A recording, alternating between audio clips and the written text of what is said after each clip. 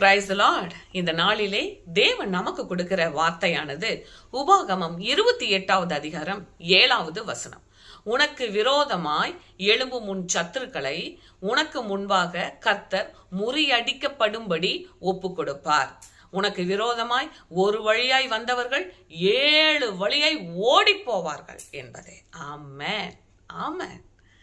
நல்லா நீங்க பாத்தீங்கன்னா நமக்கு சத்ருவின் போராட்டம் பல நேரங்கள்ல நம்ம உணர்ந்திருப்போம், அதுல நெருக்கப்பட்டு இருப்போம். ஆனா நீங்க ஒன்றும் பயப்பட வேண்டாம்.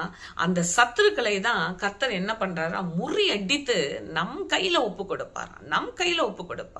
நம் சொந்த கண்கள் காண கர்த்தர் அந்த சத்துருக்களை நமக்கு முன்பாக முறியடிக்கப்படும்படி ஒப்பு கொடுப்பாருங்க.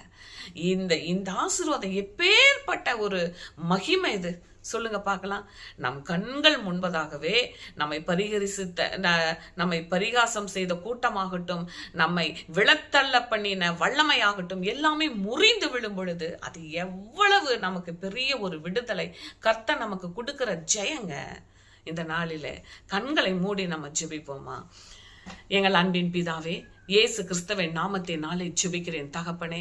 இந்த நாளிலே தேவ ஆவியானவர் எங்கள் மத்தியில இறங்கி ஆண்டவரே, எங்களுக்கு விரோதமாய் எழும்பின பொய் நாவுகளை, கபடு நாவுகளை கர்த்தர் ஆண்டவரை பிடுங்கி போடுவீராக. எங்களுக்கு விரோதமாய் ஒரு வழியாய் வந்த சத்துருவை 7 வழியாய் மட்டங்கடித்து ஓடச் செய்வீராக தகப்பனே. சத்துருக்களை பின்னிட்டு விழச் செய்கிற அபிஷேகம் எங்கள் மேல விழுவதாக. சத்துருக்களை பின்னிட்டு விழச் செய்கிற அபிஷேகம் எங்கள் மேல இந்த நேரத்தில் விழட்டும் அப்பா. எங்கள் மேல இறங்குவதாக ராஜா. நீர் எங்களை அப்பா மேன்மைப்படுத்தி உயர்த்துகிறதற்காக நன்றி செலுத்துகிறேன். இயேசு கிறிஸ்துவின் நாமத்தினாலே எங்கள் நல்ல பிதாவே. Amen, amen. Praise the Lord.